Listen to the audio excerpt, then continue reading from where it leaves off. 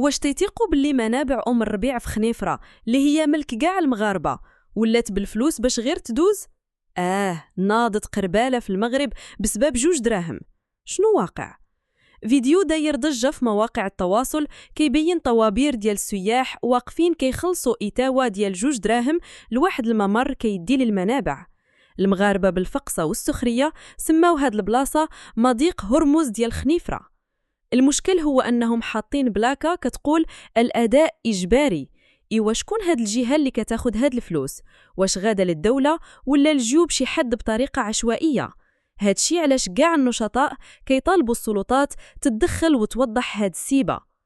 هاد العشوائية كتقتل السياحة في بلادنا في واحد من أجمل المواقع الطبيعية. انتوما شنو ليكم في هاد القضية؟ واش عمرها وقعت لكم؟ خليو رأيكم في الكومنتات، ديروا لايك وبارطاجيو.